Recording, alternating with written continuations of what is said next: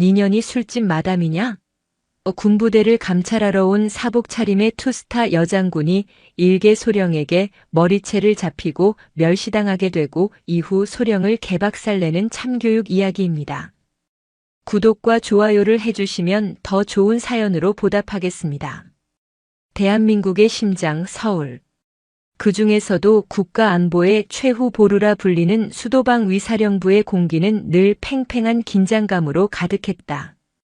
관악산의 늠름한 정기가 부대 전체를 감싸고 있었지만 그 맑은 정기 아래에는 누구도 쉽사리 건드리지 못하는 견고한 관성과 보이지 않는 부패의 그림자가 조금씩 번져나가고 있었다.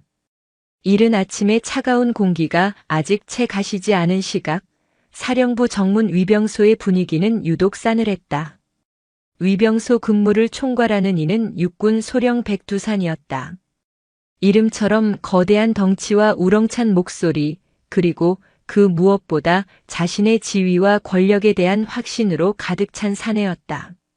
그는 갓 전입 온 신병의 전투와 끈이 조금 풀어진 것을 보고는 온 위병소가 떠나가라 고함을 지르며 인격 모독에 가까운 폭언을 쏟아내고 있었다. 이 새끼가 군기가 빠져도 단단히 빠졌네. 여기가 니네 집 안방이야? 전투와 끈 하나 제대로 못 매는 새끼가 총은 어떻게 쏠래? 당장 대가리 박아.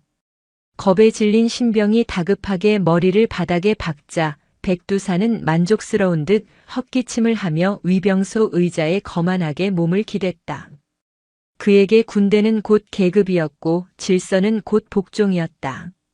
자신의 말 한마디에 부대원들이 벌벌 떠는 모습에서 그는 살아있음을 느꼈다. 특히 사병들 앞에서는 하늘이었고 부사관들 앞에서는 신이나 다름없었다. 영관급 장교가 직접 위병소 근무를 감독하는 경우는 드물었지만 그는 솔선수범이라는 명분 아래 자신의 권위를 과시하는 이 시간을 즐기고 있었다. 바로 그때였다. 요란한 엔진 소리 하나 없이 검은색 세단 한 대가 소리 없이 위병소 앞으로 미끄러져 들어왔다.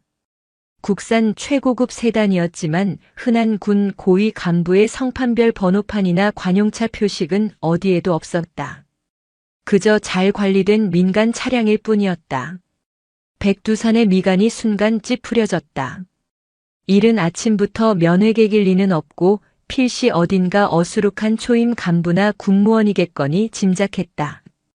차 문이 열리고 한 여인이 내렸다. 그 순간 위병소 주변의 모든 소음이 거짓말처럼 멎었다. 여인은 몸에 딱 붙는 검은색 정장 바지에 흰색 실크 블라우스를 입고 어깨에는 값비싸 보이는 트렌치 코트를 걸치고 있었다. 화장기 없는 얼굴이었지만 날카로운 눈매와 오뚝한 콧날, 굳게 담은 입술은 그 자체로 서늘한 권위를 뿜어내고 있었다. 40을 훌쩍 넘긴 나이로 보였지만 군살 하나 없는 몸매와 꼬돛한 자세는 나이를 무색하게 만들었다. 그녀의 손에는 작은 서류 가방 하나만 들려 있었다. 백두산은 순간 침을 꿀꺽 삼켰다. 군부대에서는 좀처럼 보기 힘든 세련되고 화려한 아름다움이었다. 하지만 이내 그의 입가에는 경멸적인 미소가 번졌다. 어디서 굴러먹던 년인지는 몰라도 군대가 어떤 곳인지 제대로 보여줘야겠군. 그는 여자가 군인, 특히 여군을 바라보는 자신의 뿌리 깊은 편견과 멸시를 숨기지 않았다. 어이 거기. 백두산이 턱짓으로 여인을 불렀다. 여인은 아무 말 없이 그에게 다가왔다. 그녀의 걸음걸이는 조용했지만 한 걸음 한 걸음에 조금의 망설임도 없었다. 마치 이곳 지리를 훤히 꿰뚫고 있는 사람처럼. 신분증. 방문 목적은? 백두산은 일부러 반말을 내뱉으며 상대를 하대했다. 여인은 눈 하나 깜빡하지 않고 서류 가방에서 얇은 문서를 꺼내 내밀었다. 국방부 감찰실이라는 글자가 붉은 직인과 함께 선명하게 찍혀 있었다. 국방부 감찰실 소속 강하늘입니다. 수도방위 사령부 정기 감찰건으로 방문했습니다. 여인의 목소리는 낮고 차분했지만 묘한 힘이 실려 있었다. 하지만 백두산의 귀에는 그저 가소로운 소리로 들릴 뿐이었다. 그는 문서를 제대로 읽지도 않고 코웃음을 쳤다. 감찰? 이 아침에? 예고도 없이? 아가씨, 지금 장난해? 여기가 어디라고 사기를 쳐? 그의 눈이 위아래로 여인을 훑었다. 머리부터 발끝까지 노골적인 시선에는 경멸과 음흉함이 뒤섞여 있었다. 옷차림하고는 감찰 나온다는 사람이 아니라 어디 룸살롱 나가는 마담 같은데.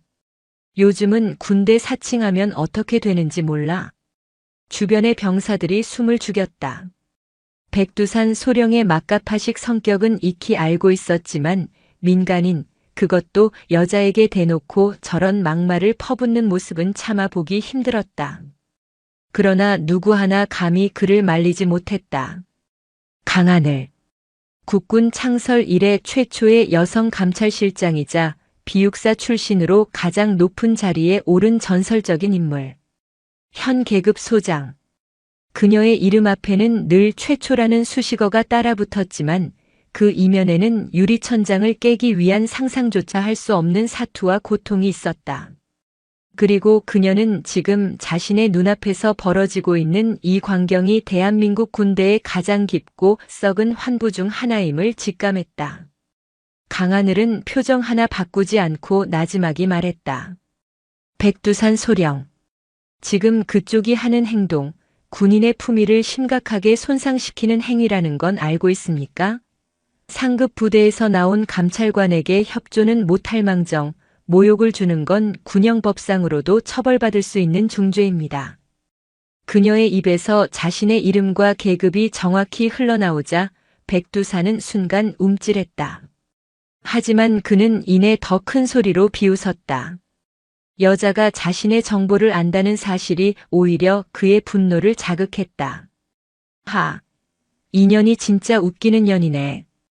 어디서 내 이름은 주워듣고 와서 감찰관 행세야? 내가 군 생활 몇 년인데 너 같은 년한테 군법 교육을 들어야겠어? 야, 너 이리 안 와? 백두산이 자리에서 벌떡 일어섰다. 그의 거대한 그림자가 강하늘의 몸을 뒤덮었다. 위병소의 긴장감은 최고조에 달했다. 이제 곧 무슨 일이 터져도 단단히 터질 것만 같았다. 강하늘은 여전히 미동도 없이 폭풍의 눈처럼 고요하게 백두산을 마주보고 서 있었다. 그녀의 차가운 눈동자 속에서 거대한 분노의 불꽃이 조용히 타오르기 시작했다. 백두산의 거대한 몸이 강하늘의 앞을 가로막았다.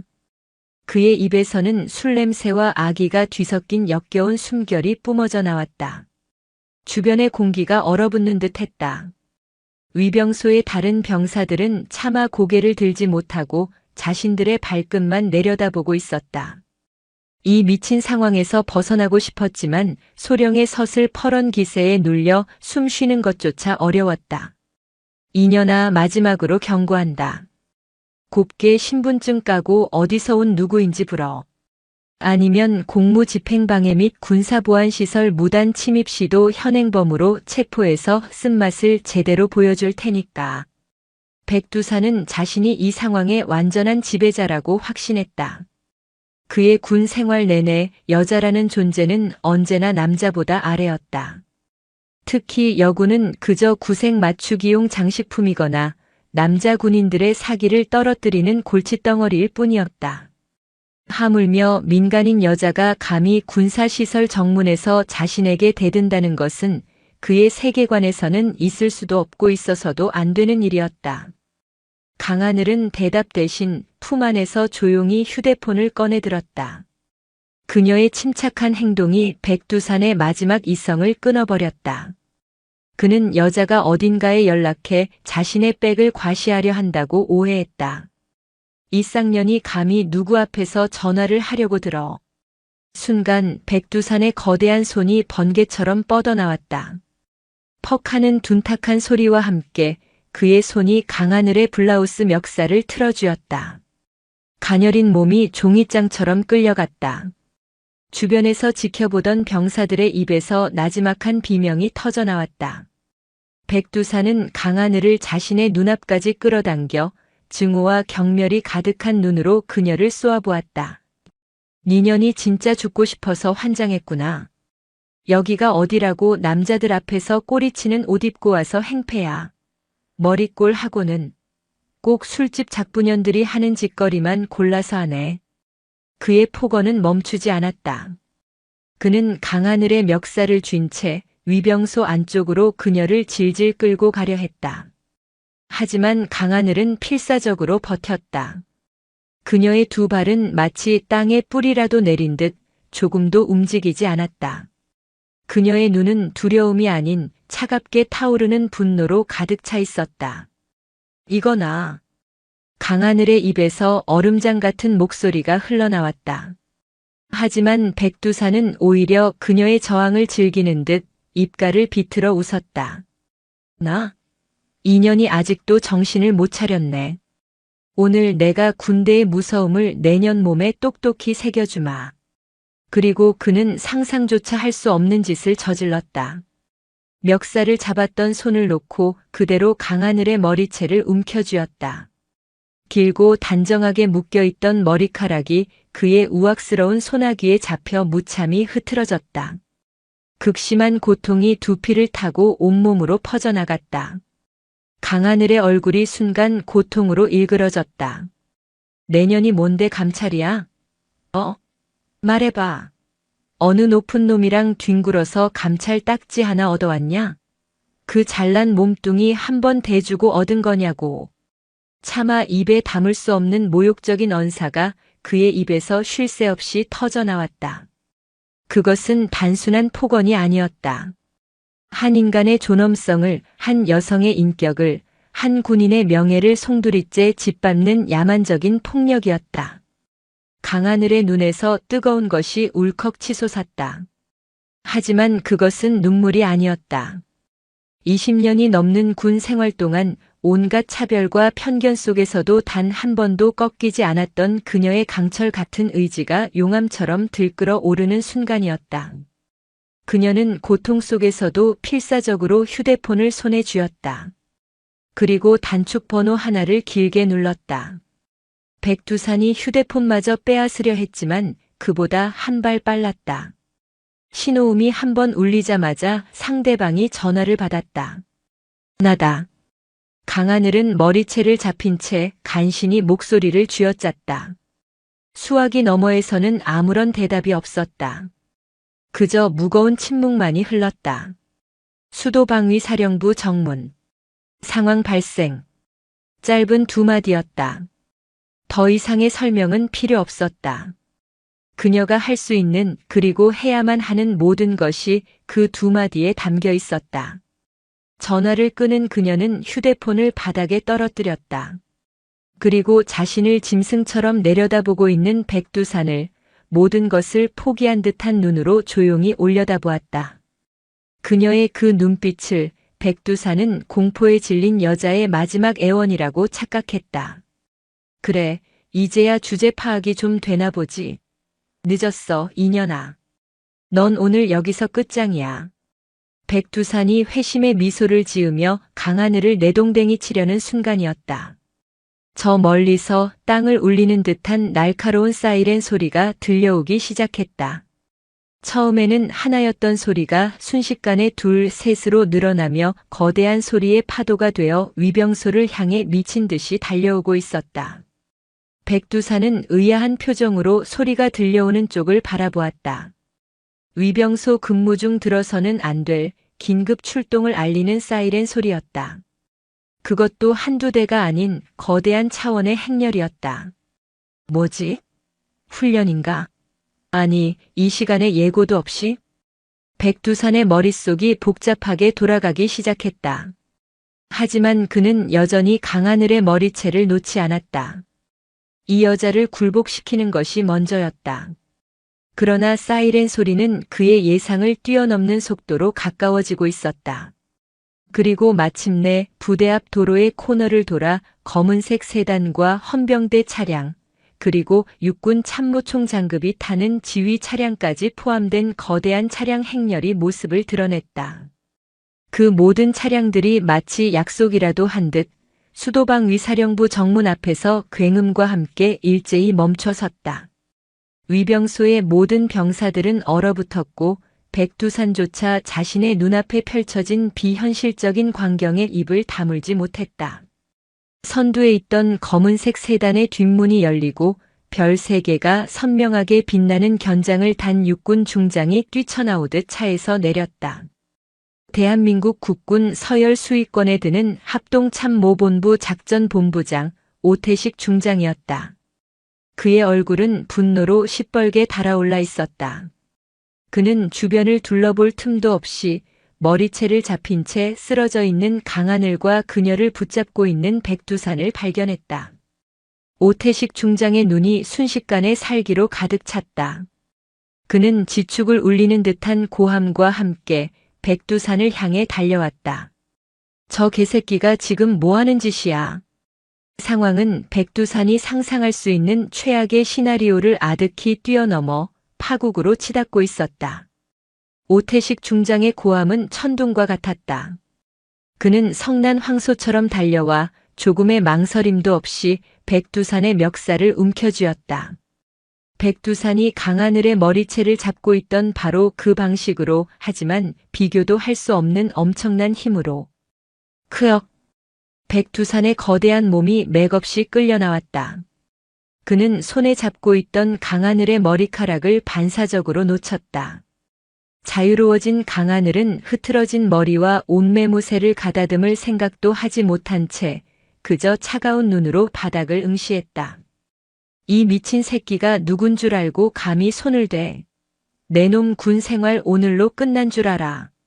오태식 중장은 백두산을 위병소 벽에 그대로 처박아 버렸다. 쿵 하는 굉음과 함께 백두산의 등에서 숨막히는 소리가 터져 나왔다.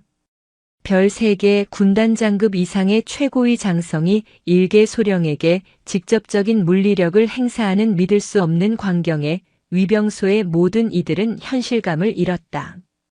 뒤이어 차량에서 내린 수십 명의 헌병과 참모 장교들이 일사불란하게 움직였다. 그들은 위병소를 완벽하게 포위하고 모든 병사들에게 총구를 내린 채 부동자세를 유지하라고 명령했다. 순식간에 위병소는 완벽하게 고립된 섬이 되었다. 백두산은 여전히 상황 파악이 되지 않았다. 그는 자신을 개처럼 내팽개친 오태식 중장을 향해 억울하다는 듯 소리쳤다. 아니 중장님, 오해하십니다. 이 여자가 감찰관을 사칭하며 부대에 무단으로 침입하려 했습니다. 저는 제 임무에 충실했을 뿐입니다.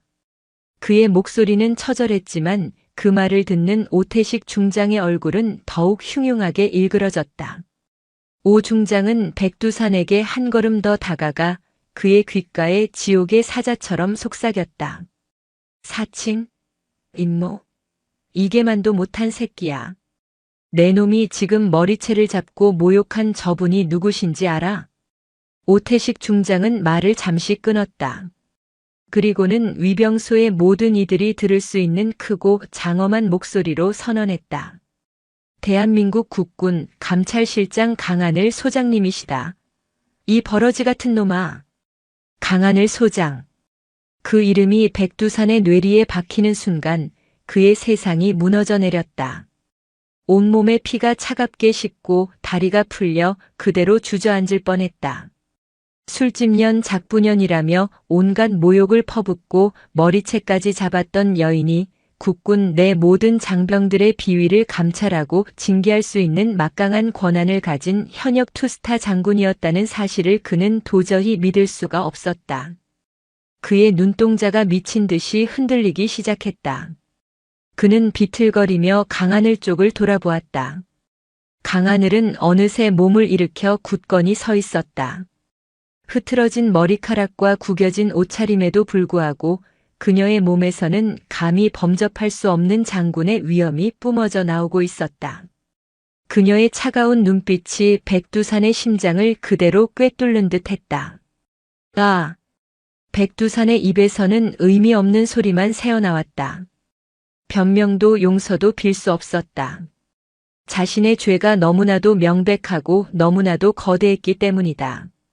자신의 오만함과 편견이 쌓아올린 견고한 성이 한순간에 모래성처럼 허물어지는 것을 그는 망연자실하게 지켜볼 수밖에 없었다. 오태식 중장은 더 이상 백두산을 상대할 가치도 없다는 듯 강하늘에게 다가가 완벽한 자세로 거수 경례를 올렸다. 충성. 감찰실장님께 대하여 경례. 중장 오태식. 늦어서 죄송합니다. 그의 경례를 시작으로 현장에 있던 모든 장교와 헌병들이 일제히 강하늘을 향해 경례했다.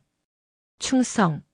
하는 우렁찬 함성이 위병소를 가득 메웠다. 조금 전까지 한낱 술집년으로 취급받던 여인이 순식간에 수십 명의 장병들로부터 최고의 경의를 받는 군대의 심장부로 되돌아온 순간이었다. 강하늘은 그들의 경례를 받은 뒤 오태식 중장을 향해 나지막이 말했다. 오 본부장 수고했어. 내가 직접 연락하기 전까지는 어떤 보고도 받지 못했나? 죄송합니다, 실장님. 수도방위 사령부 내부에 실장님의 동선을 감시하고 보고를 차단한 세력이 있는 것으로 보입니다. 지금 즉시 조사 시작하겠습니다. 강하늘의 눈이 가늘어졌다. 단순히 한 명의 몰상식한 장교의 일탈이 아니었다. 그녀의 감찰을 조직적으로 방해하려는 세력이 있다는 명백한 증거였다. 백두산은 그 거대한 부패의 빙산의 일각에 불과했던 것이다. 그녀는 싸늘한 시선으로 넋이 나간 채 바닥만 보고 있는 백두산을 가리켰다. 저자 백두산 소령. 현 시간부로 직위해제하고 군인 신분을 박탈한다. 군복을 벗겨. 그리고 육군 교도소에 즉시 수감하도록. 그녀의 명령은 간결했지만 그 안에는 한치의 자비도 없었다. 군복을 벗긴다는 것은 불명예 전역조차 허락하지 않고 군에서 완전히 내쫓겠다는 군인에게는 사형 선고나 다름없는 처벌이었다. 그리고 지금부터 수도방위 사령부 전 부대에 비상경계령을 발령한다. 누구도 내 허락 없이는 부대 밖으로 한 발자국도 나갈 수 없어. 지금부터 수도방위 사령부의 모든 지휘 통제권은 국방부 감찰실이 인수한다. 강하늘의 선언은 곧 전쟁의 시작을 알리는 포성이었다. 한 개인에 대한 참교육을 넘어 거대한 군 조직의 심장부에 칼을 꽂는 대대적인 숙청의 서막이 오른 것이다. 헌병들이 다가와 백두산의 양팔을 거칠게 붙잡았다. 그는 마지막 발악처럼 소리치려 했지만 이미 그의 목소리는 나오지 않았다. 그의 눈에는 거대한 공포와 후회, 그리고 자신의 어리석음에 대한 절망만이 가득했다. 그의 거대한 성은 이렇게 한 여인의 꺾이지 않는 존엄 앞에서 허무하게 무너져 내렸다. 백두산 소령의 군복이 벗겨지는 순간 수도방위 사령부 정문 위병소의 시간은 영원처럼 길게 늘어졌다. 헌병들의 거친 손길에 의해 어깨의 소령 계급장이 뜯겨 나갈 때 찍 하는 소리는 단순한 천이 찢어지는 소리가 아니었다. 그것은 한 인간이 평생을 바쳐 쌓아 올린 오만한 자아가 산산조각 나는 파열음이었고 견고해 보였던 군의 위계질서의 첫 균열이 가는 소리였다. 맨몸이 드러난 백두산은 더 이상 포효하는 맹수가 아니었다. 그는 모든 것을 잃고 벌벌 떠는 한 마리 짐승에 불과했다. 그의 눈에 맺힌 것은 눈물이 아니라 생존 본능마저 마비시키는 순도 높은 공포였다. 강하늘은 그 처참한 광경을 조금의 미동도 없이 지켜보았다. 그녀의 눈에는 동정심도 승리감도 없었다. 오직 차가운 강철 같은 의지만이 이글거리고 있었다. 그녀에게 이것은 시작에 불과했다. 썩은 가지 하나를 쳐낸 것이 아니라 거대한 나무의 썩은 뿌리를 도려내기 위한 첫 삽을 뜬 것뿐이었다. 전원 사령부 본청으로 진입한다. 강하늘의 나지막하지만 단호한 명령에 오태식 중장을 필두로 한 감찰실 요원들과 헌병들이 일사불란하게 움직였다. 그녀는 마치 개선장군처럼 그러나 요란한 팡파르 없이 고요한 위엄을 두른 채 사령부의 심장부를 향해 걸음을 옮겼다. 그녀의 구두굽이 아스팔트에 부딪히는 소리가 아침의 정적을 깨고 사령부 전체에 불길한 전조처럼 울려 퍼졌다. 그 시각 수도방위 사령부 본청은 그야말로 벌집을 쑤신 듯한 혼란에 빠져 있었다. 정문에서 벌어진 소동은 이미 유무선 통신망을 타고 빛의 속도로 퍼져나간 뒤였다. 국방부 직속 감찰실장이, 그것도 현역 여군 소장이 합동참모본부 작전본부장을 대동하고 나타나 위병소 소령을 그 자리에서 군복을 벗겨 연행했다는 소식은 그 자체로 충격과 공포였다. 사령부의 모든 장교들은 하던 일을 멈추고 창밖을 살피거나 335 모여 흉흉한 소문의 진위를 파악하느라 여념이 없었다. 그들의 얼굴에는 불안과 호기심 그리고 정체를 알 수 없는 위협에 대한 원초적인 두려움이 뒤섞여 있었다. 특히 비리라는 단어의 양심이 조금이라도 찔리는 이들은 마치 사형 선고를 기다리는 죄수처럼 얼굴이 새하얗게 질려갔다. 이 거대한 혼란의 정점에는 수도방위 사령관, 육군 대장 이철규가 있었다. 대한민국 군 서열에서 손꼽히는 실세이자 호랑이 같은 성품과 막강한 권위로 관악산의 제왕이라 불리는 사내. 그는 자신의 집무실에서 방금 전 보고받은 내용을 도저히 믿을 수 없다는 듯 거친 숨을 몰아쉬고 있었다. 감찰실장 강하늘, 그 미친 계집이 감히 내 허락도 없이 내 구역에 발을 들여. 이철규의 분노는 하늘을 찔렀다. 그에게 수도방위 사령부는 자신의 왕국이었다. 국방부 장관조차 그의 심기를 함부로 건드리지 못했는데 고작 별 2개짜리, 그것도 여군 장교가 자신의 성문에서 칼을 휘두른 것은 용납할 수 없는 반역 행위였다. 그는 즉시 비서실장에게 고함을 질렀다. 당장 합참의장님께 연결해.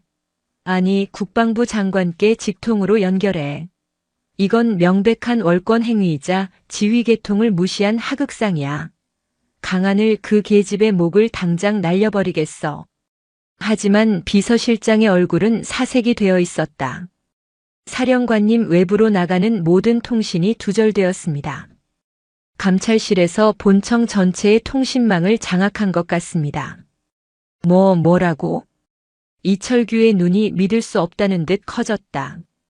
그는 자신의 귀를 의심하며 수화기를 직접 들었다. 지지직거리는 소음만 들릴 뿐 아무런 신호도 가지 않았다.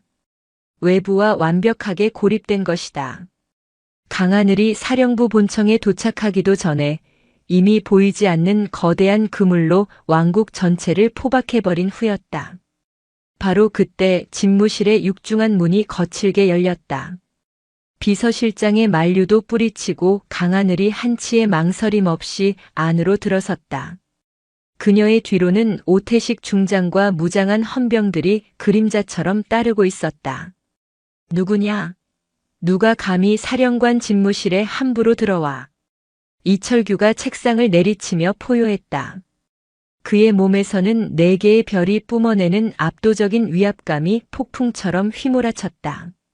어지간한 장교라면 그 기세에 눌려 숨도 제대로 쉬지 못할 정도였다.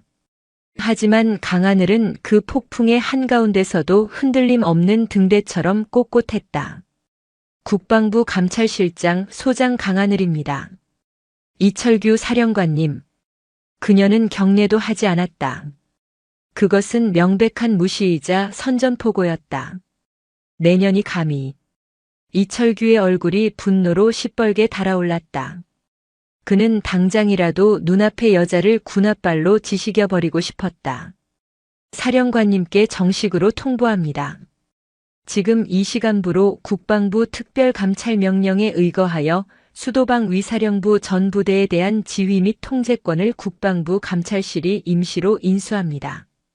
사령관님을 포함한 모든 지휘관은 현재 시간부로 모든 직무에서 손을 떼고 감찰실의 조사에 성실히 협조해야 합니다. 이게 무슨 미친 소리야. 내년이 뭔데 내 지휘권을 뺏어. 이건 쿠데타야. 쿠데타가 아닙니다, 사령관님. 썩어 빠진 환부를 도려내는 대수술입니다. 국방부 장관님의 직인이 찍힌 정식 명령서입니다. 강하늘이 품에서 서류 한 장을 꺼내 이철규의 책상 위로 던졌다. 거기에는 특명 수도방위사령부 내 불법 행위 및 지휘 책임에 관한 특별감찰이라는 제목 아래 이 모든 상황을 가능케 하는 국방부 장관의 서슬 퍼런지긴이 선명하게 찍혀 있었다. 이철규는 명령서를 집어들고 읽는 내내 손을 부들부들 떨었다. 모든 것이 합법적인 절차에 따라 진행되고 있었다. 그는 완벽하게 함정에 빠진 것이다. 사령관님의 모든 개인 통신 장비와 집무실의 서류 일체를 압수하겠습니다. 저항할 경우 현장에서 즉시 무력을 사용하여 제압하겠습니다. 강하늘의 목소리는 얼음보다 차가웠다. 그녀의 말과 함께 헌병들이 이철규에게 다가갔다. 평생 남을 호령하기만 했던 관악산의 제왕이 이제 자신의 집무실에서 포로가 되는 순간이었다. 그는 마지막 자존심으로 저항하려 했지만 자신을 둘러싼 헌병들의 굳은 표정과 그들 뒤에서 모든 것을 꿰뚫어 보는 듯한 강하늘의 눈빛 앞에서 결국 모든 것을 포기했다. 강하늘은 창밖으로 펼쳐진 서울의 전경을 내려다보았다. 저 거대한 도시를 지키는 방패가 되어야 할 수도방 위사령부가 사실은 일부 부패한 권력자들의 사리사욕을 채우는 더러운 소굴이 되어 있었다. 그녀는 이제 막 그 소굴의 문을 부수고 들어왔을 뿐이었다. 문 안쪽에는 상상을 초월하는 추악한 진실들이 뱀처럼 따리를 틀고 그녀를 기다리고 있을 터였다. 그녀의 전쟁은 이제부터가 진짜 시작이었다. 수도방위사령부 본청은 거대한 수술실로 변했다. 강하늘이라는 집도의의 지휘 아래 감찰실 요원들은 숙련된 외과 의사들처럼 신속하고 정밀하게 움직였다. 그들은 사령부의 모든 부서를 급습하여 컴퓨터 하드디스크와 회계장부, 결제 서류 등 부패의 증거가 될 만한 모든 것을 긁어모았다. 처음에는 반발하던 장교들도 사령관 이철규 대장이 자신의 집무실에 사실상 감금되었다는 소식이 퍼지자 겁에 질린 채 모든 것을 순순히 내어주었다. 강하늘은 본청 대회의실에 임시감찰 지휘소를 차렸다. 거대한 회의 테이블 위에는 압수된 서류들이 산더미처럼 쌓여갔고 수십 대의 노트북에서는 압수된 하드디스크의 데이터를 분석하는 작업이 쉴 새 없이 이루어졌다.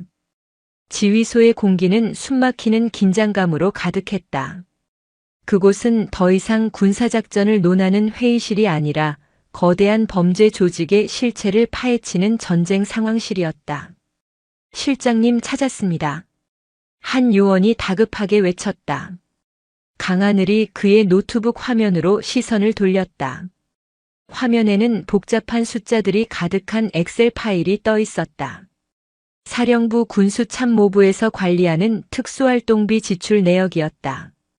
표면적으로는 완벽하게 처리된 것처럼 보였지만 데이터를 분석하던 요원은 그 안에 숨겨진 암호화된 이중장부를 발견해낸 것이다. 가짜 유령 회사를 수십 개 만들어서 군수물자를 납품받은 것처럼 서류를 조작했습니다. 실제로는 단가의 10분의 1도 안 되는 중국산 저질 제품을 납품받고 차액은 이 유령 회사들을 통해 빼돌렸습니다. 요원의 설명이 이어질수록 강하늘의 표정은 점점 더 굳어졌다. 이것은 단순한 횡령이 아니었다. 장병들의 생명과 직결되는 군수물자를 가지고 장난을 친 용서받을 수 없는 이적 행위였다. 방탄복은 총알을 막지 못하고 전투하는 행군 중에 밑창이 떨어져 나갈 것이며 비상식량은 유통기한이 지난 불량식품일 터였다. 이 자금 흐름의 종착지는 어디지? 아직 추적 중입니다만 자금 세탁을 거쳐 최종적으로 흘러들어간 곳 중 하나가 사령관의 부인이 대표로 있는 한 재단법인인 것으로 보입니다. 모든 퍼즐 조각이 맞춰지기 시작했다. 이철규 대장은 자신의 아내를 내세워 재단을 설립하고 군수 비리를 통해 빼돌린 막대한 자금을 기부금 형식으로 세탁해왔던 것이다.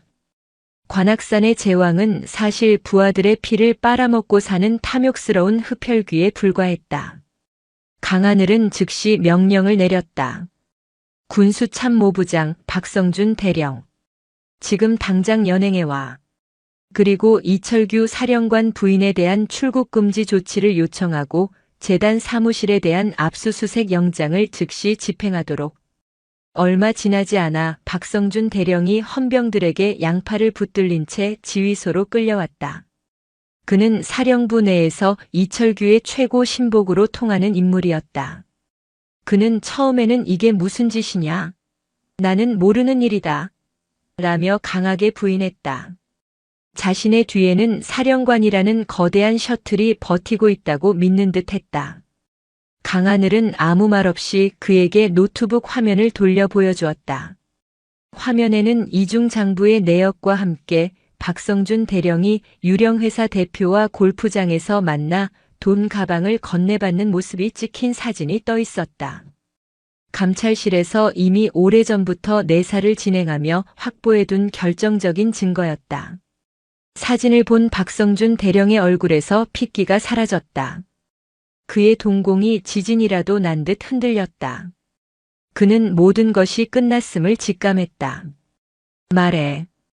이 모든 것을 기획하고 지시한 게 누구지? 강하늘의 목소리는 조용했지만 그 안에는 상대의 영혼까지 얼어붙게 만드는 서늘한 힘이 담겨 있었다. 박성준은 입술을 달싹였지만 차마 사령관의 이름을 입에 올리지 못했다. 배신에 대한 두려움과 마지막 남은 충성심 사이에서 갈등하는 모습이었다. 강하늘은 그의 나약한 저항을 비웃으며 마지막 카드를 꺼내들었다. 박성준 대령, 자네 아들이 육군사관학교 4학년이라고 들었는데 맞나? 아주 우수한 생도라고 하더군. 아버지를 자랑스러워하겠어.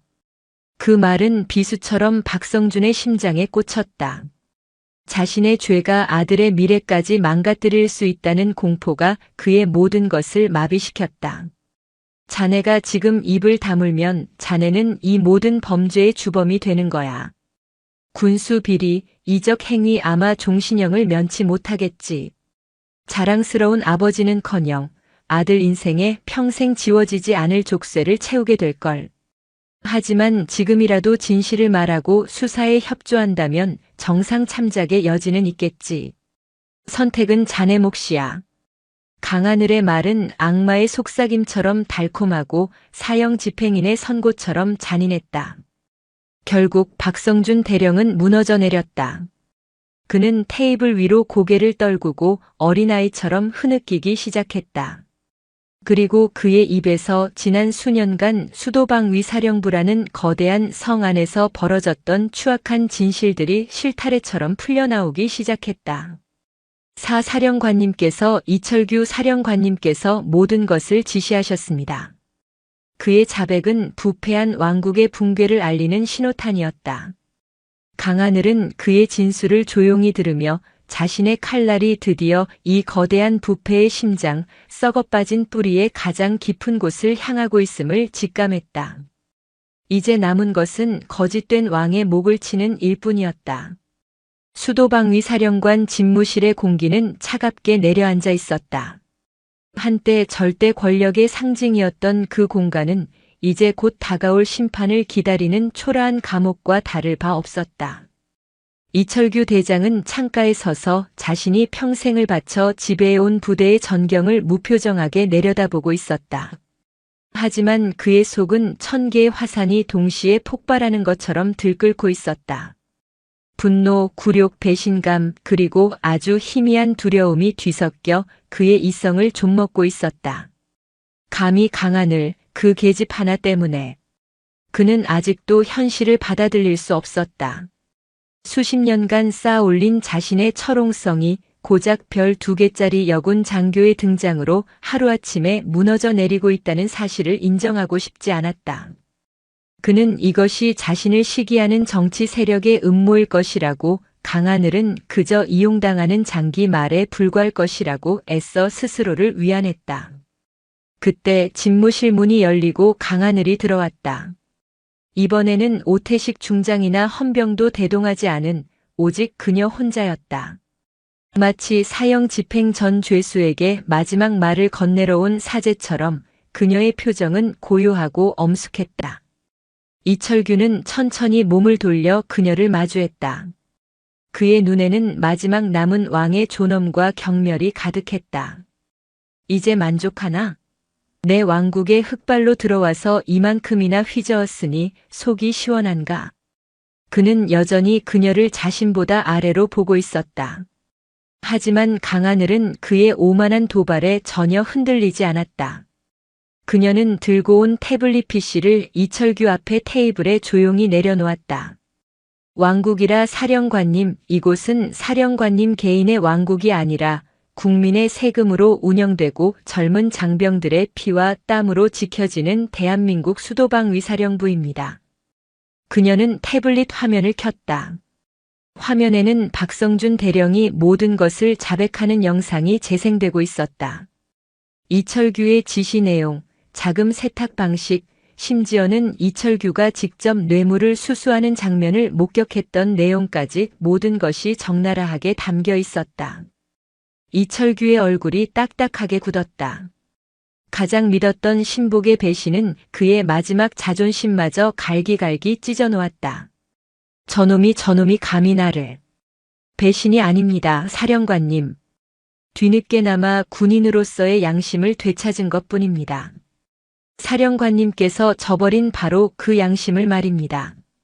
강하늘은 영상을 끄고 다른 파일들을 화면에 띄웠다. 불량 방탄복의 성능 실험 결과 유통기한이 지난 전투 식량을 먹고 식중독에 걸린 병사들의 진료 기록, 부실공사로 균열이 간 막사의 사진들. 사령관의 탐욕이 만들어낸 참혹한 결과물들이 파노라마처럼 펼쳐졌다. 당신이 당신의 아내와 명품으로 치장하고 해외여행을 다니는 동안 당신의 아들 같은 부하들은 목숨을 담보로 총알도 막지 못하는 방탄복을 입고 훈련을 받았습니다. 이것이 당신이 말하는 왕이 다스리는 방식입니까? 강하늘의 목소리는 점차 날카로워졌다. 그녀의 목소리에는 단순히 감찰관으로서의 분노가 아닌 이 땅의 모든 군인과 그 가족들을 대신하는 듯한 깊은 슬픔과 회한이 담겨 있었다. 이철규는 더 이상 반박할 말을 찾지 못했다. 모든 증거가 그의 목을 겨누고 있었다. 그는 최후의 발악처럼 자신의 권력과 인맥을 과시하려 했다. 내년이 이걸로 내가 끝날 것 같나? 청와대에도 국회에도 내 사람들이 있어. 이 사건은 결국 정치적인 문제로 비화될 것이고 너 같은 년은 그저 이용만 당하다가 꼬리 자르기 당할 뿐이야. 하지만 강하늘은 그의 말을 비웃었다. 착각하지 마십시오, 사령관님. 당신의 그 사람들이 지금 당신의 전화를 받지 않는 이유가 뭐라고 생각하십니까? 그들은 이미 당신이라는 썩은 동아줄을 놓아버렸습니다. 그리고 이건 당신이 모르는 이야기일 겁니다. 강하늘이 마지막 영상을 재생했다. 화면에 나타난 것은 뜻밖의 인물이었다. 이철규의 비서실에서 근무하던 가장 과묵하고 성실했던 젊은 소령이었다. 그는 이철규를 그림자처럼 보좌하며 모든 비리의 세세한 내용을 알고 있었던 인물이었다. 영상 속에서 그는 감찰실 조사관 앞에서 조용히 그러나 단호한 목소리로 자신이 지난 1년간 몰래 기록해 온 이철규의 모든 비리 내역과 통화 녹음 파일을 넘기게 된 경위를 설명하고 있었다. 사령관님을 존경했습니다. 하지만 불량 군수품 때문에 제 동기 한 명이 훈련 중 목숨을 잃는 것을 보고 결심했습니다. 이것은 군대를 지키는 것이 아니라 좀먹는 행위라고 판단했습니다. 그것이 결정타였다. 이철규가 가장 신임했던 자신의 모든 것을 알고 있던 내부 고발자의 존재. 강하늘이 예고 없이 들이닥칠 수 있었던 이유, 모든 통신을 완벽하게 차단할 수 있었던 이유, 그리고 그의 모든 비리 내역을 손금 보듯 꿰뚫고 있었던 이유가 모두 설명되는 순간이었다. 이철규의 거대한 몸이 와르르 무너져 내렸다. 그는 집무실 소파에 주저앉아 텅 빈 눈으로 허공을 응시했다. 평생을 바쳐 쌓아 올린 명예, 권력, 부 그 모든 것이 신기루처럼 사라져버렸다. 관악산의 제왕은 이제 이름조차 남지 않을 역사의 죄인이 될 운명이었다. 강하늘은 그를 차갑게 내려다보며 마지막 선고를 내렸다. 이철규 전 육군대장. 당신을 군형법상 횡령, 직권남용, 이적행위 등의 혐의로 현 시간부로 긴급 체포합니다. 그녀의 말이 끝나자마자 문이 열리고 헌병들이 들어와 이철규의 어깨에서 4개의 별이 빛나던 대장 계급장을 떼어냈다. 계급장이 떨어져 나가고 차가운 수갑이 그의 손목에 채워지는 순간 한 시대의 거짓된 왕은 그렇게 역사의 무대 뒤편으로 초라하게 퇴장했다. 강하늘은 수갑을 찬 채 끌려나가는 이철규의 뒷모습을 보지 않았다. 그녀의 시선은 다시 창밖의 서울을 향해 있었다. 가장 큰 종양을 도려냈지만 아직 몸 곳곳에 퍼져 있는 암세포들이 남아 있었다. 수도방위 사령부의 숙청은 대한민국군 전체를 뒤엎을 거대한 태풍의 시작을 알리는 작은 바람에 불과했다. 그녀의 진짜 전쟁은 이제부터였다. 이철규라는 거대한 머리가 잘려나간 수도방위 사령부는 폭풍이 휩쓸고 지나간 거인의 시체와 같았다. 표면적으로는 강하늘의 감찰실이 모든 것을 장악한 듯 보였지만 물밑에서는 잘려나간 머리보다 더 교활하고 음험한 몸통이 꿈틀거리며 반격을 준비하고 있었다. 왕을 잃은 왕국은 무너지는 것이 아니라 새로운 왕을 갈망하거나 혹은 왕을 죽인 자에게 복수하려는 독사들의 소굴로 변모하는 법이었다. 그 혼돈의 중심에는 수도방위 사령부 참모장, 육군 준장 조평호가 있었다. 그는 이철규처럼 대놓고 포효하는 호랑이가 아니었다. 소리 없이 다가와 상대의 숨통을 끊는 맹독을 품은 살무사 같은 사내였다. 하얀 피부와 얇은 금태 안경, 언제나 온화해 보이는 미소 뒤에는 자신의 야망을 위해서라면 그 어떤 악행도 서슴지 않는 냉혹함이 숨겨져 있었다. 그는 이철규의 비리 네트워크의 핵심 설계자였지만 언제나 그림자 뒤에 머물며 자신의 손에는 피 한 방울 묻히지 않는 교활함으로 살아남았다. 이철규가 무너지자 조평호는 공포에 떨지 않았다. 오히려 그는 이것이 자신에게 온 절호의 기회임을 직감했다. 그는 이철규의 몰락으로 공황 상태에 빠진 부패의 잔당들을 자신의 비밀 아지트, 사령부 외곽의 한적한 군인 전용 휴양시설로 은밀히 불러 모았다. 군수, 인사, 작전 등 각 부서의 핵심 비리 연루자들이 죽은 듯한 얼굴로 하나둘씩 모여들었다. 다들 상갓집 개처럼 앉아있군. 이철규 사령관 하나 날아갔다고 군대가 끝장이라도 난 줄 아나? 조평호가 특유의 부드러운 목소리로 입을 열었지만 그 안에는 싸늘한 칼날이 숨어 있었다. 불안에 떨던 한 대령이 울먹이며 말했다. 참모장님, 이제 우린 다 끝났습니다. 강하늘 그 여자는 악마입니다. 모든 걸 다 알고 있습니다. 조평호는 경멸적인 시선으로 그를 쏘아보았다. 악마? 천만에. 그 여자는 그저 원칙밖에 모르는 이상주의자에 불과해. 그리고 이상주의자는 현실의 정치 앞에서 언제나 무릎 꿇게 되어 있지. 이철규 사령관이 멍청했던 건 그 여자와 힘으로 싸우려 했다는 점이야. 계급장으로 누르고 고함으로 짓밟으려 했지. 하지만 진짜 싸움은 군복을 입고 하는 게 아니야. 바로 여론과 정치, 보이지 않는 전장에서 벌어지는 거지. 그의 눈이 섬뜩하게 빛났다. 그는 탁자 위에 서류 몇 장을 던졌다. 그것은 강하늘의 인사기록 카드 사본과 그녀의 과거 이력에 대한 뒷조사 자료였다. 강하늘 비육사 출신의 여자라는 한계를 딛고 여기까지 올라왔지. 그 과정이 과연 깨끗했을까? 분명 어딘가에 약점은 있어. 없으면 만들면 되는 거고. 조평호의 계획은 잔인하고 정교했다. 첫째, 언론을 이용한 여론전.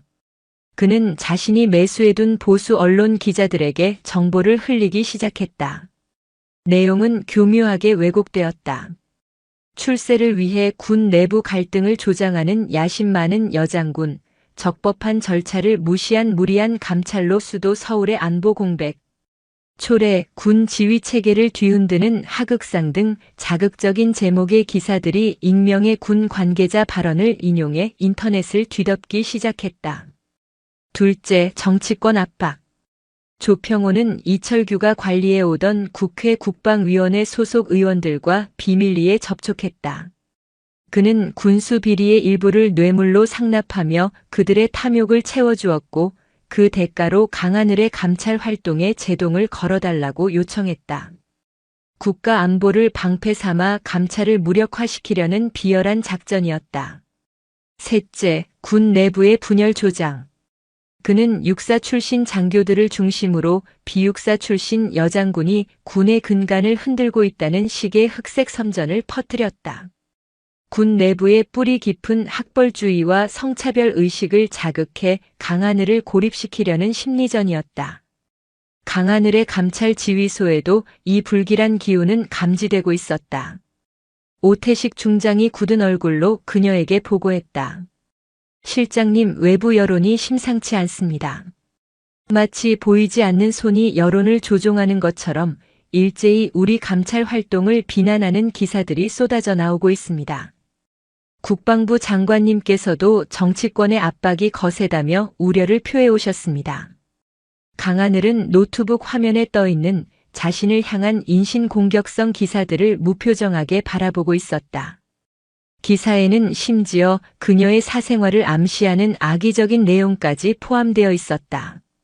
예상했던 바야. 썩은 뿌리는 생각보다 훨씬 깊고 넓게 퍼져 있으니까. 자신들이 살기 위해 이제는 군대 전체를 인질로 잡고 흔들겠다는 거겠지. 그녀의 목소리는 차분했지만 눈동자는 분노로 타오르고 있었다. 이것은 단순한 비리 조사가 아니었다. 대한민국의 군을 바로 세우려는 혁명과 그것을 막으려는 부패한 수구 세력 간의 전면전이었다. 바로 그때 지휘소의 문이 열리고 한 젊은 소령이 다급하게 들어왔다. 이철규의 비리를 내부 고발했던 바로 그 양심적인 장교였다. 실장님, 큰일 났습니다. 사령부 내 전산망에서 감찰 관련 기밀 데이터 일부가 외부로 유출된 정황을 포착했습니다. 조평호 준장이 심어놓은 해커가 내부망에 접속한 것 같습니다. 상황은 최악으로 치닫고 있었다. 단순한 여론전을 넘어 감찰 활동 자체를 마비시키려는 직접적인 방해 공작까지 시작된 것이다. 조평호는 강하늘이 확보한 증거들을 역으로 이용해 증인들을 회유하거나 증거를 인멸할 시간을 벌려고 하는 속셈이었다. 강하늘은 자리에서 벌떡 일어났다. 더 이상 기다릴 시간이 없었다. 뱀의 머리를 자르지 않으면 온몸에 독이 퍼져 모든 것을 잃게 될 터였다. 오 본부장, 지금 즉시 헌병 특수임무대를 동원해. 목표는 참모장 조평호. 그가 더러운 혀를 놀리고 더러운 손가락을 움직이기 전에 그 주둥이와 손모가지를 잘라버려야겠어. 그녀의 목소리에는 이제까지의 냉정함을 넘어선 서리빨 같은 결단이 담겨 있었다. 이것은 조용한 수술이 아니었다. 적의 심장부를 향한 기습 강타였다. 수도방위 사령부의 밤은 또다시 피비린내 나는 폭풍의 서막을 올리고 있었다. 강하늘의 명령이 떨어지기 무섭게 수도방위 사령부는 다시 한번 얼어붙었다. 칠흑 같은 어둠을 뚫고 검은색 특수작전 차량들이 소리 없이 사령부 내를 질주했다. 목표는 단 하나, 참모장 조평호 준장의 관사였다. 헌병 특수임무대 SDT 대원들은 전술 장비로 완전 무장한 채 한치의 오차도 없는 움직임으로 관사를 포위했다. 그들의 움직임은 마치 먹잇감을 덮치기 직전의 흑표범처럼 고요하고 치명적이었다. 그 시각 조평호는 자신의 관사 서재에서 국방위원회 소속 김진태 의원과 비밀 통화를 하고 있었다. 그는 자신의 계획이 성공적으로 진행되고 있음에 만족하며 와인잔을 우아하게 흔들고 있었다. 의원님, 걱정 마십시오. 강하늘 그 여자는 곧 여론의 문매를 맞고 제풀에 지쳐 떨어져 나갈 겁니다. 그때까지 조금만 더 압박을. 그의 말이 끝나기도 전에 쾅 하는 굉음과 함께 서재의 창문이 산산조각 났다. 섬광탄이 터지며 눈과 귀를 마비시키는 폭음과 빛이 서재를 가득 메웠다. 조평호가 비명을 지르며 바닥에 쓰러지는 순간 검은 복면의 대원들이 창문과 문을 통해 물밀듯이 쏟아져 들어왔다. 움직이면 쏜다. 손머리 위로 올려. 조평호는 순식간에 제압당했다. 그의 얼굴에는 온화한 미소 대신 믿을 수 없다는 경악과 처절한 공포가 서려 있었다.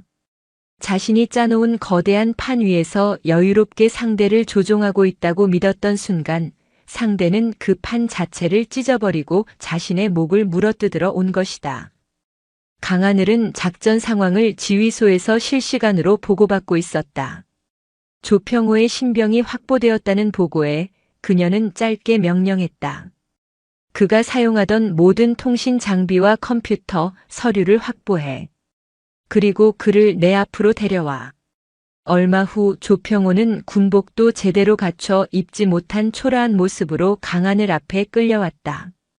그는 더 이상 교활한 책략가가 아니었다. 모든 것을 잃고 발가벗겨진 채 심판대 위에 선 죄인이었다.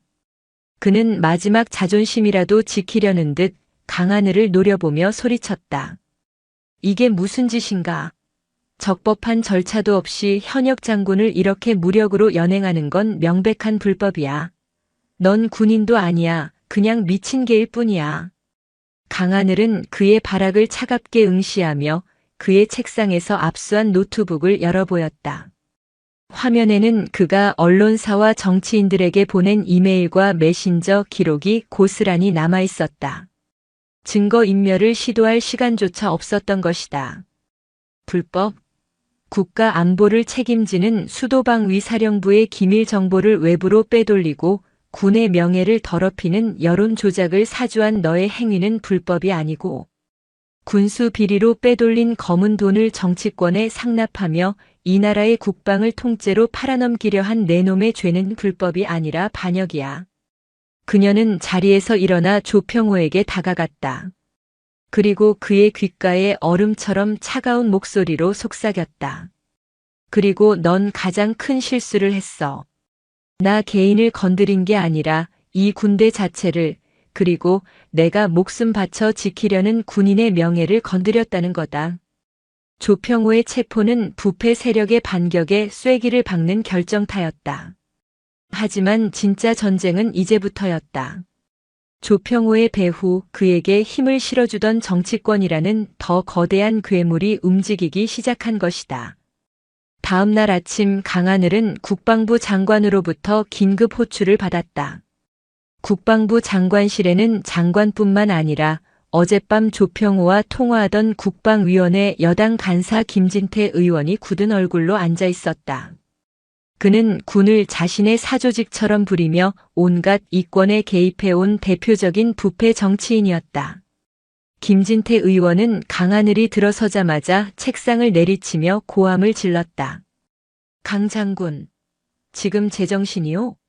현역 참모장을 영장도 없이 야밤에 특수부대를 동원해서 납치하듯 연행해. 이건 군의 지휘체계를 무시한 명백한 쿠데타 행위야. 그의 목적은 명확했다. 강하늘의 감찰 행위를 불법으로 규정하고 그녀를 직위해제시킴으로써 수도방 위사령부에 대한 조사를 중단시키려는 속셈이었다. 국방부 장관은 거물급 실세 의원의 서슬퍼런 기세에 눌려 안절부절 못하고 있었다. 하지만 강하늘은 조금도 위축되지 않았다. 그녀는 김진태 의원을 똑바로 마주보며 차분하지만 단호한 목소리로 말했다. 의원님, 조평호 준장의 행위는 단순한 비리가 아닙니다. 군사기밀보호법 위반, 공무상 비밀 누설, 허위사실 유포를 통한 군 지휘체계 교란 등 현장에서 즉시 체포하지 않으면 더 큰 국가적 혼란을 야기할 수 있는 명백한 현행범이었습니다. 제 조치는 군인으로서 감찰실장으로서 마땅히 해야 할 임무였습니다. 임무? 웃기지 마시오. 강 장군의 무리한 수사 때문에 수도 서울의 방위 태세에 심각한 공백이 생겼다는 보고가 빗발치고 있소. 당장 감찰 중단하고 자리에서 물러나시오. 이건 국민의 명령이오. 김진태는 국민이라는 단어를 방패 삼아 그녀를 몰아붙였다. 보이지 않는 전장, 정치라는 이름의 더러운 진흙탕 싸움이 시작된 것이다. 강하늘이 군 내부의 적들과 싸우는 것은 익숙했지만 교활한 정치 논리로 무장한 외부의 적은 훨씬 더 상대하기 까다로웠다. 바로 그 순간 강하늘은 회심의 카드를 꺼내들었다. 의원님께서 그렇게 수도 서울의 안보를 걱정하신다니 마침 잘 됐습니다. 의원님께 꼭 보여드리고 싶은 것이 있습니다. 그녀는 들고 온 서류 가방에서 USB 하나를 꺼내 장관실의 대형 모니터에 연결했다. 화면에 나타난 것은 수도방위사령부의 핵심 방어 시설 중 하나인 지하 벙커의 최근 안전 진단 보고서였다. 보고서의 결론은 충격적이었다. 방호 능력 기준치 미달, 전면적인 보수 공사 시급. 이 벙커, 2년 전 대대적인 보수 공사를 마친 것으로 보고되었습니다. 공사업체는 의원님의 동생분이 대표로 있는 건설사였고요. 공사비로 책정된 혈세 수백억 원은 어디로 사라지고 벙커는 포탄 한 발 막아내지 못하는 부실투성이 동굴이 되었을까요? 김진태 의원의 얼굴이 새하얗게 질렸다. 강하늘이 단순히 조평호의 비리만 파헤친 것이 아니라 그와 연결된 정치권의 검은 커넥션까지 이미 꿰뚫고 있었던 것이다. 국민의 명령을 말씀하셨습니까? 그렇다면 대답해 보시죠. 국민의 생명을 담보로 자신의 배를 채운 당신과 그 부패를 뿌리 뽑으려는 저 중에 과연 누가 진짜 국민의 명령을 받들고 있는 것입니까? 강하늘의 목소리는 장관실 전체를 서늘하게 울렸다. 그것은 더 이상 소장의 목소리가 아니었다. 부패한 권력을 향해 정의의 칼을 빼든 국민의 준엄한 심판자의 목소리였다. 보이지 않는 전장에서 그녀는 가장 결정적인 승기를 잡아가고 있었다.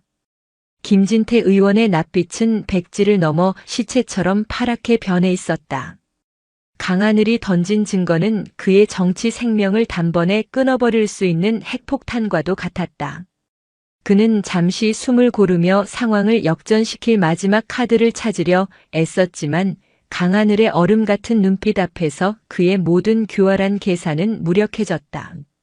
그는 자신이 사냥꾼이 아니라 함정에 빠진 짐승이었음을 뒤늦게 깨달았다. 이건 모함이야. 이 자료는 조작된 거야. 어디서 감히 국회의원을.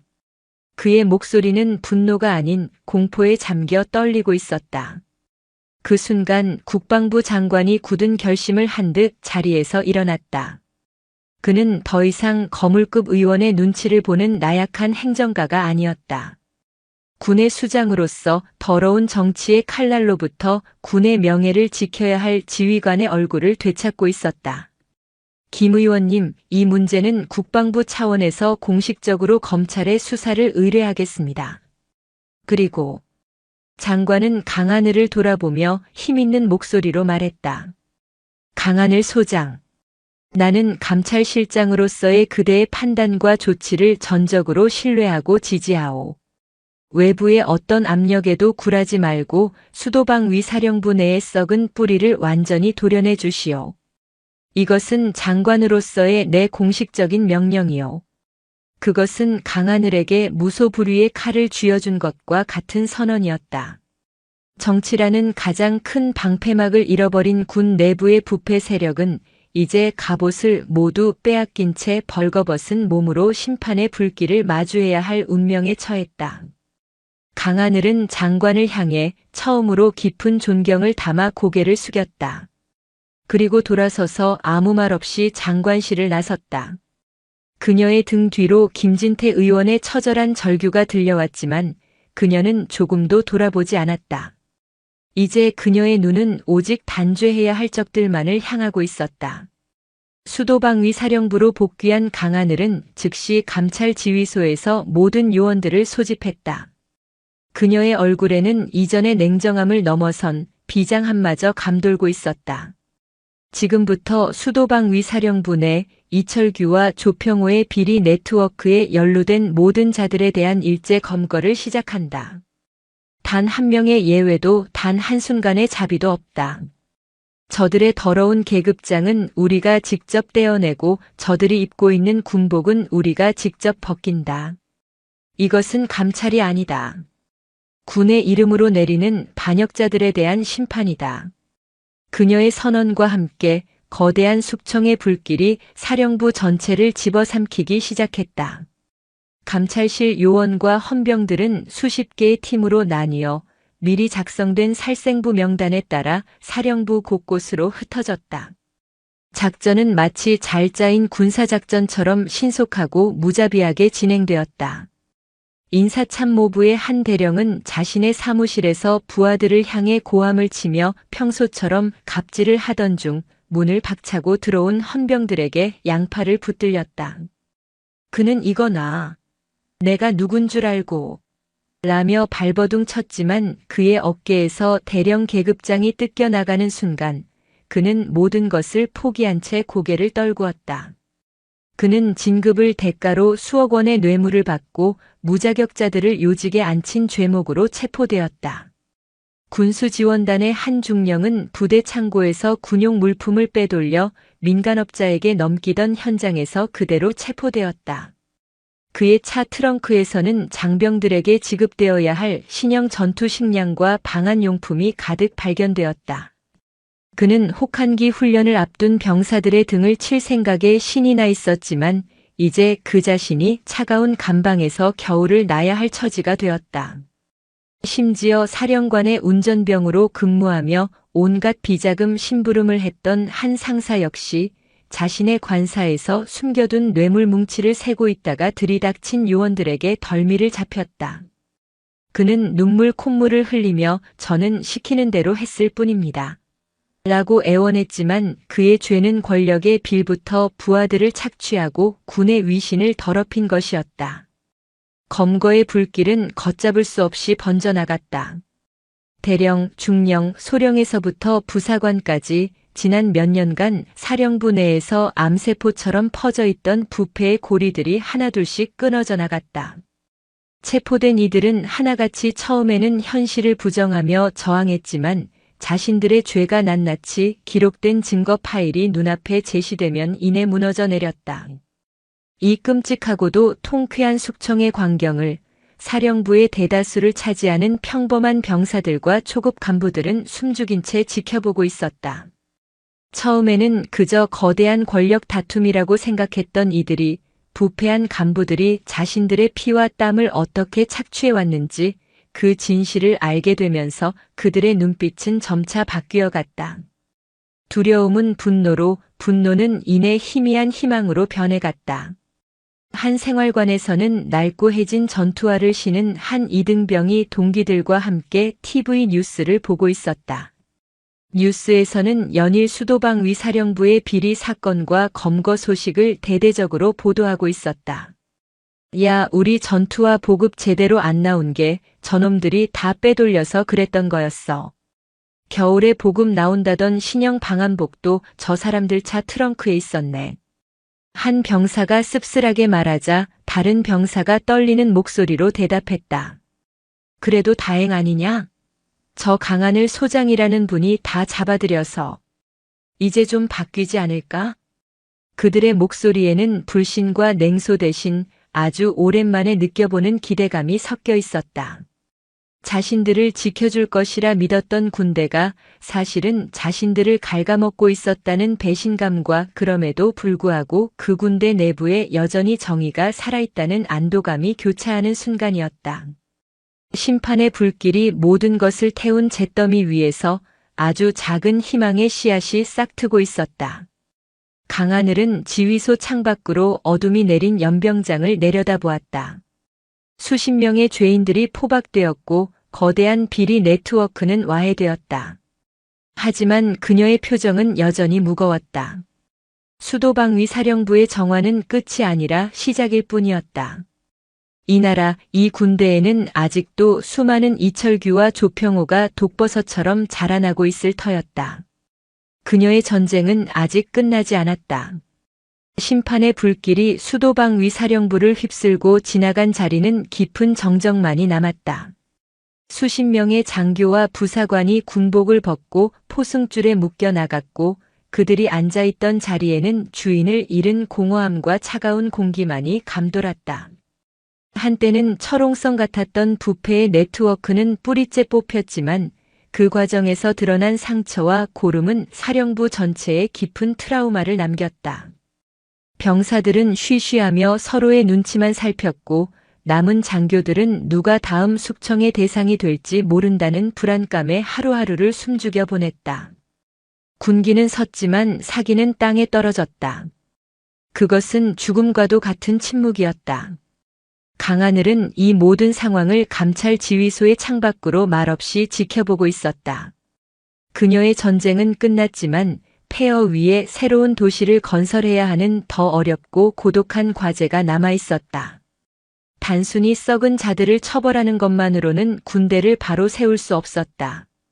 무너진 신뢰를 회복하고 공포가 아닌 명예로 군인들을 다시 일어서게 만들어야 했다. 그녀는 마지막으로 한 사람을 만나야 했다. 모든 부패의 정점이자 이 거대한 비극의 시작이었던 남자.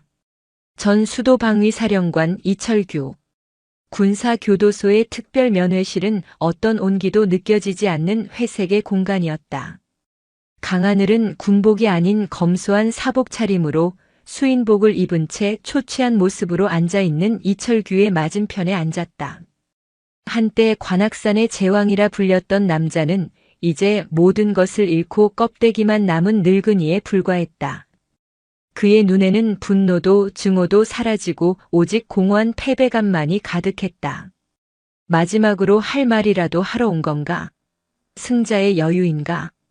이철규가 쉰 목소리로 먼저 입을 열었다. 그의 목소리에는 더 이상 위압감이 없었다. 강하늘은 고개를 저었다. 궁금해서 왔습니다.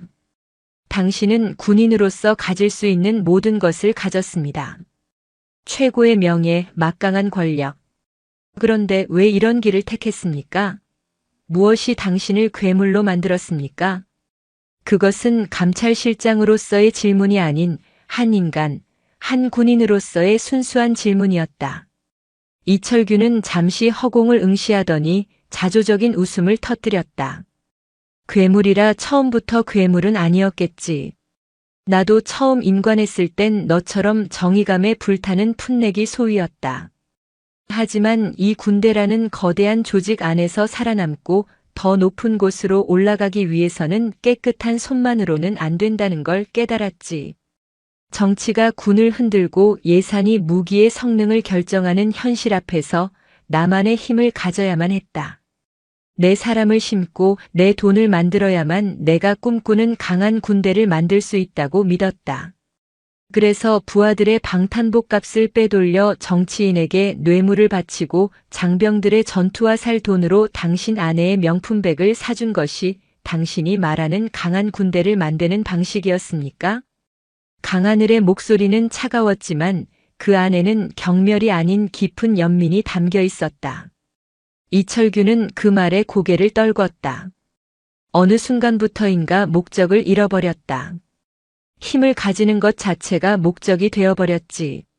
내가 지켜야 할 것이 국가와 부하들이 아니라 내 자리와 내 왕국이라는 착각 속에 살았다. 너는 나처럼 되지 마라. 그것은 그의 마지막 진심 어린 유언처럼 들렸다.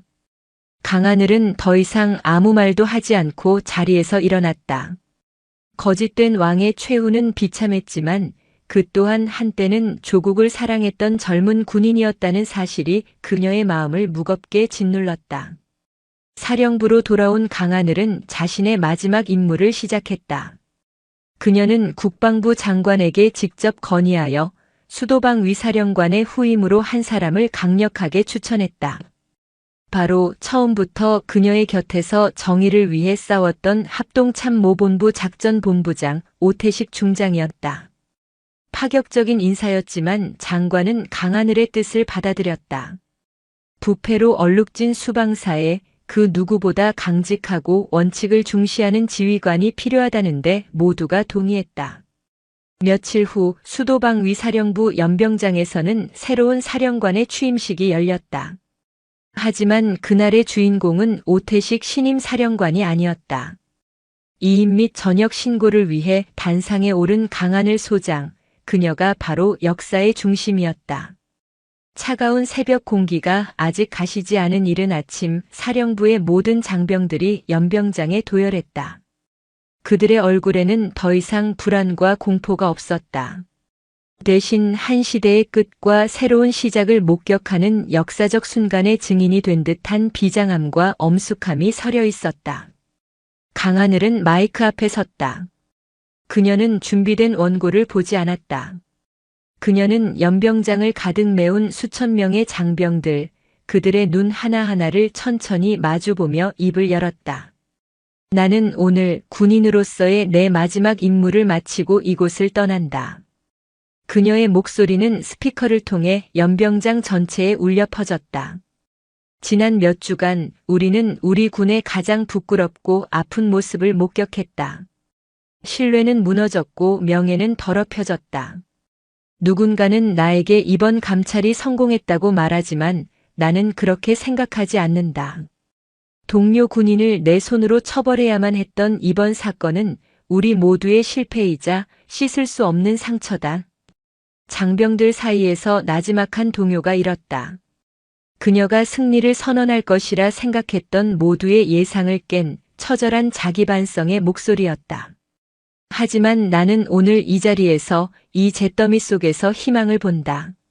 나는 부패한 지휘관들을 체포하면서 동시에 양심의 목소리에 따라 진실을 고백했던 수많은 젊은 장교와 부사관들을 만났다.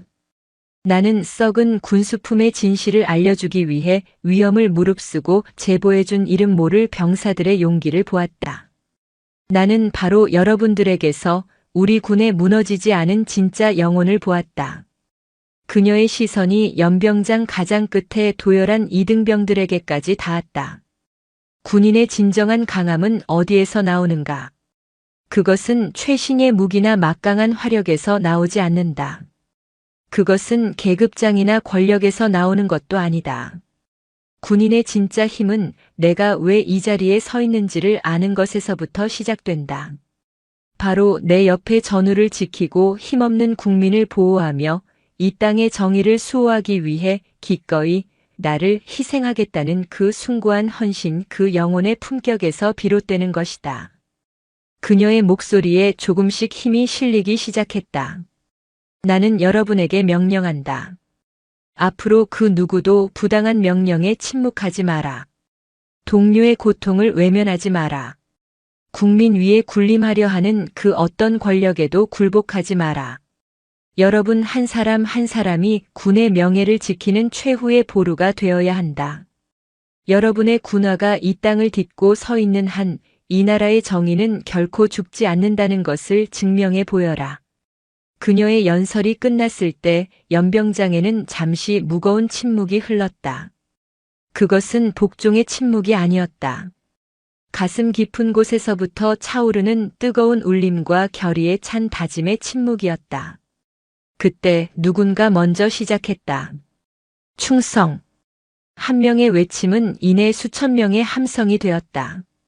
충성, 충성, 충성. 그것은 상관에 대한 의례적인 구호가 아니었다. 자신들의 잃어버렸던 명예를 되찾아준 한 군인에 대한 최고의 존경과 감사를 담은 심장에서 터져나오는 포효였다. 연병장을 가득 메운 함성은 관악산의 정기를 타고 하늘로 솟구쳐 올랐다. 강하늘은 그 함성을 뒤로하고 조용히 단상에서 내려왔다. 그녀는 신임 사령관 오태식의 경례를 받은 뒤 그에게 짧게 말했다. 이제 당신의 군대입니다. 부디 아이들을 잘 부탁합니다. 그녀는 더 이상 뒤돌아보지 않았다. 자신의 임무는 이제 끝났음을 직감했다. 그녀가 사령부 정문을 나설 때 위병소에서는 한 젊은 소위가 긴장된 얼굴로 그녀에게 거수경례를 붙였다. 몇 주 전 백두산 소령의 광기 앞에서 공포에 떨면서도 그녀에게 최소한의 예의를 지키려 했던 바로 그 장교였다. 그의 눈빛은 더 이상 두려움에 흔들리지 않았다. 그 안에는 군인으로서의 긍지와 새로운 미래에 대한 희망이 맑게 빛나고 있었다. 강하늘은 그를 향해 가볍게 목례를 하고 자신을 기다리던 검은 세단에 올랐다. 차가 서서히 움직이기 시작했다. 그녀는 창밖으로 멀어지는 수도방위 사령부의 위병소를 바라보았다. 그녀의 손에 들린 것은 아무것도 없었다.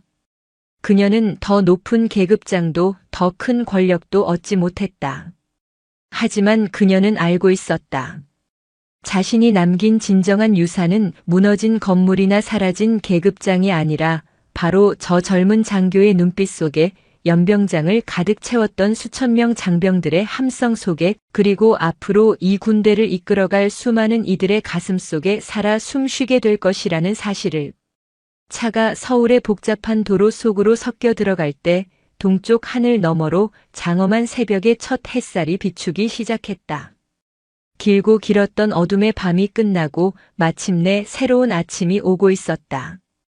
그 새벽을 여는 것은 이제 더 이상 부패한 권력의 발걸음이 아닌 정의와 명예로 다시 태어난 젊은 군인들의 힘찬 군화 소리가 될 터였다. 강하늘의 전쟁은 끝났지만 그녀가 시작한 혁명은 이제 막 새벽의 여명과 함께 조용히 시작되고 있었다. 오늘도 인생지의 말씀을 잘 들어주셔서 감사합니다.